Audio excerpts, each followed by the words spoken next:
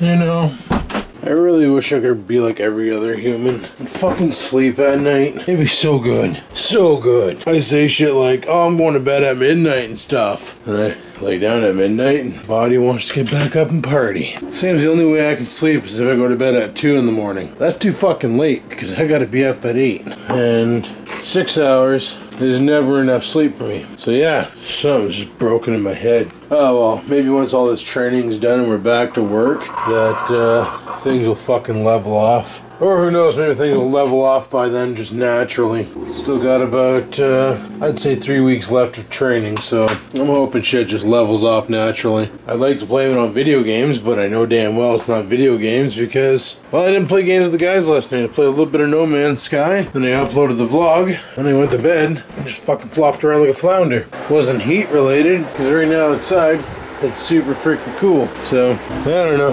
One thing I do know is I can turn down this fan. Doesn't have to be so freaking heavy duty. Not exactly hot outside right now, so don't need as much friggin' cooling. Anyway, I'm gonna chug a coffee and see if that wakes my ass up. Alright, let's take this tired as fuck body to work. It's friggin' not your typical awesome day out today. Look at that out there. It's all doom and gloom and shit. Should make for an interesting day. Hey, the kitten. Fuck, she looks displeased with me. She's giving me the snarly face. Stepped on her tail yesterday by accident. I said by accident. It's not like I was like, oh look, a kitten, boom! No, it was completely accidental. Didn't mean to do it, but I did it. She's been holding a grudge ever since. She's been really frumpy with me lately. Between stepping on her tail and shoving the camera in her face. Fuck, did anybody see my keys? Oh, there they are. Every day. Endless battle of where the fuck did I put my keys? Fuck. Did I mention I don't feel like going to work today? That's every day, so that's alright. It's a frumpy grumpy day out. But you know what? That could turn into sun at any given time. Yeah, it can. Or it could turn into rain at any time. Okay, well, whatever. It'll cool down the planet a bit more. But it's fucking hard to believe that we're already halfway through August. The reason why I say it's hard to believe is like, I felt like just yesterday was the August long weekend that I'm pretty sure I worked. Oh wait, yeah, that wasn't a stat. Never mind. But fuck, I know I just worked it, and it's like we're already halfway through the month. September's coming, back to school. Feels like just yesterday it was fucking end of school. That I've been seeing people posting pictures of schools out and shit. So, just fucked. Like, time is flying this year for some reason. And it's not that it's been a good year either. It's been the year of the shit. So, well, anyway, this year's been shitty for me. Between working and like all the changes going on. Just hasn't been a great year. Maybe it'll get better. Frickin' rain, eh? Yesterday it was all like sunny and 30. Today it's all rainy and 20. Not that I don't mind it, because the heat's getting annoying, but oh, fall's coming. Dem leaves there will be changing. It's hard to believe that in a couple months it would be the 1 year anniversary from when I was done working at Ontario. Fuck. It's like, I know time is linear, but just lately it feels like it's on a downward slope to acceleration. And I understand that's completely impossible. Like, why the fuck is that? I gotta take a look at that sprayer. There's gotta be something lodged in it. But, no, like, I understand that's completely impossible and shit, but it's just, I can't believe how quick things are going. Time be flying, but it is what it is, right? Fuck, soon winter's gonna be here and then back to spring and summer again. Just dicked, but I'm almost at work, guys, so I'm gonna fucking shut her down here and we'll pick her back up after work. So until then, peace the frig out. You know, I'd really like to say if you ate today, thank a farmer. And that is very much a true statement. But I'm pretty sure this tractor here is more of the construction type rather than the cultivating type. Anyway, people, we are done work. Trying to think of something we can do tonight. And there is something I want to do. See, I got this watch at home. It's by a brand called Tag Heuer. You probably may have heard of it. there's any watch connoisseurs out there in the market. Well, to replace the battery on this damn watch, you need a special tool. And 95% of the time, you're supposed to get a jeweler to do it. Problem is I don't know any jewelers in North Bay that'll touch the watch. I brought it to a couple jewelry stores to see if they have the tool to pop the back off. And they were all like, oh God, no, there's no way we're gonna touch that. Nope, you're on your own, blah, blah, blah. So, I decided to go on the old YouTubes and do some browsing and perusing. And I found a video on how to remove the back cover to get the battery out. See, like on a watch like a Rolex or anything with mechanical movement, you don't really got to replace the battery because there ain't no freaking battery in there. It's windable, right? You wind it up. And like for instance on a Rolex Divers 1000 series, we'll say, it actually has a counterweight built in to the actual watch. So when you move your wrist around, it will physically wind the watch for you to an extent. It actually has a you know, if it's overwound, it'll still move the weight, but it like disengages the clutch. Really cool. It's a really cool feature. So your watch just never runs out of spring. It's always working. A very, very cool feature of the Rolex. However, my Tag Heuer, the watch is actually, it's an expensive watch, I'm not gonna lie. Last time I had the watch appraised, it was in working order. As in the battery, and it was working. They quoted me $1,125. That was when we had R&Rs here in town. That was back in 2008. So it's an $1,125 watch. It ain't exactly a cheap watch, and you're probably thinking, oh, fuck off, Adam. It's a rip-off. You bought it off eBay. It's a clone. Well, I'll show you the watch when I get home, and you can see for yourself that it's fucking authentic as authentic can be. And then, you know, you won't second guess me calling me a liar. Unless you're not a watch connoisseur, then you're probably just going to put in the comments that I'm a liar just to be a filthy troll. And hey, that's your prerogative. By all means, if you want to be a filthy troll, be a filthy troll. Grow yourself some dirty old troll hair. Walk around with no pants on. Go to prison for indecent exposure. I don't give a fuck. Not my job. But anyway, what I was thinking about doing was tonight we're going to try this technique I saw on eBay. Or eBay? Nope. On YouTube for breaking open the back of the watch. And by breaking open, I just mean unscrewing the back. One of the things they warn you, like the watch I have is called the 2000... Ah, fuck, I can't even remember the name of it. I'd have to look it up on Google. I think it's the Diver 2000 edition. It's got like the wheel around it, so for divers who want to set their time, because you know, like they say you're not supposed to be underwater, or a tank only lasts 15 minutes, so you set the outer rim 15 minutes ahead of where it is when you're diving, or 13 minutes, so you got 2 minutes to get back up to the surface and not die. And I'll show you the watch when I get home there.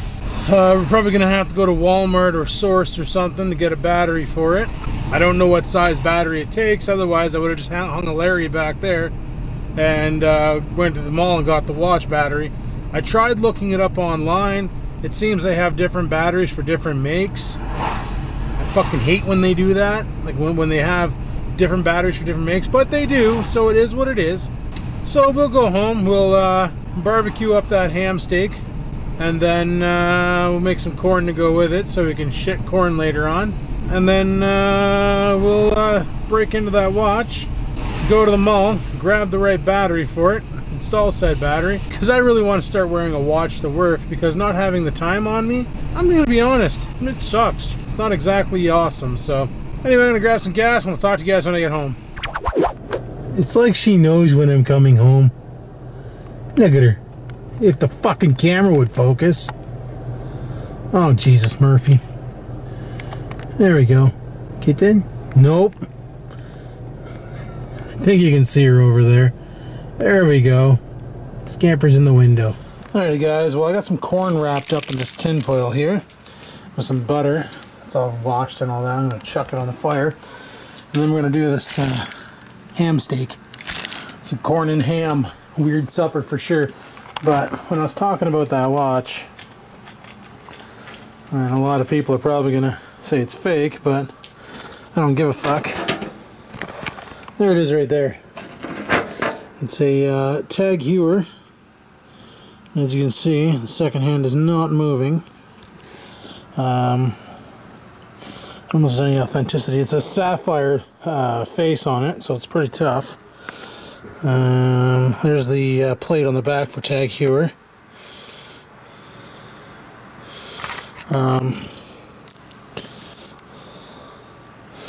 Trying to get a good shot of it, but the wristband's in the way. Sorry about that. Let's see if I can get the light onto it. So there you go. It is water resistant. Now apparently there's a, I don't know if you can see that service number there, but you see these little divots around the edge? Well, the tool itself is a round circular wrench that clips into there, and then you can just pop that back off. What some people do is they use a set of needle nose pliers. Well, these ones are pretty gross, so probably not these kind. I'm sure I got a set that are even more needle nosy, like these ones here, and I'm going to clean them up and use them.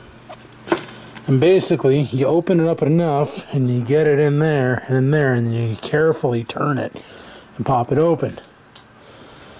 So that's how we're going to try and do that, because I really want this fucking watch working again, because it's a damn nice watch. And it's I paid a good buck for it. It's appraised at $1,125. I bought it off of a guy for 400 bucks. He was a watch collector who was, well, it's a sad story. He was diagnosed with terminal cancer, and he realized that he had nobody to give his watches to, so he was selling shit for dirt cheap. I picked up this one here. My buddy Joe picked up a $4,000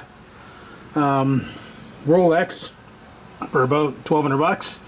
Then we both got them appraised, and they both came in like this was $400, worth $1,125, and his came back at like $4,250. So pretty good.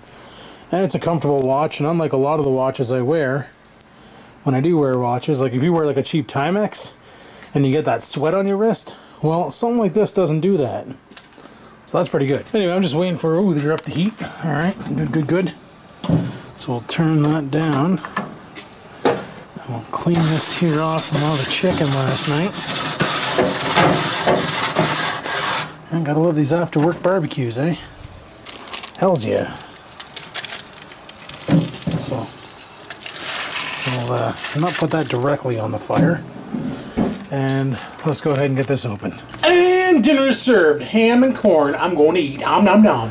Well guys, I tried the technique that they used online. No, that's not a scratch. That's actually the Tag Heuer symbol on the back.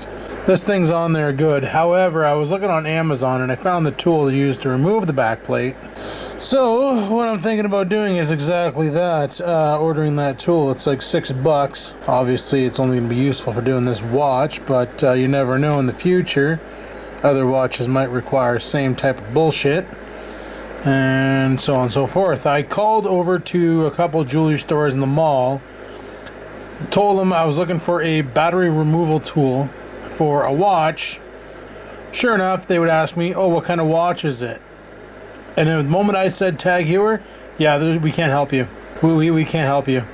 Because they don't want to be responsible for accidentally fucking this thing up and then having to pay out of their pocket. Even if I say, I'm willing to do it myself, I just need the tool, they don't wanna. So I'm gonna have to order the kit and do this myself, because the technique with the needle nose pliers, it ain't working. You need a special tool kit. That just keeps slipping out of the grooves.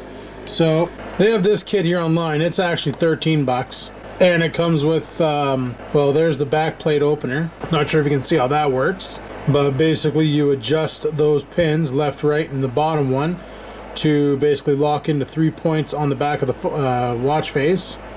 Then you twist to tighten them in place so they don't move. And it gives you a good handle to pry off of.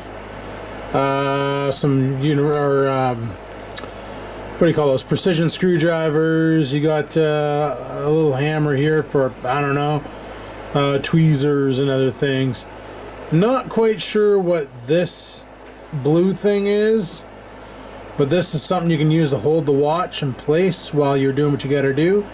So you can, I don't know, put the watch in there and then put that in a vise, just so your watch ain't running around on you while you're trying to get the job done.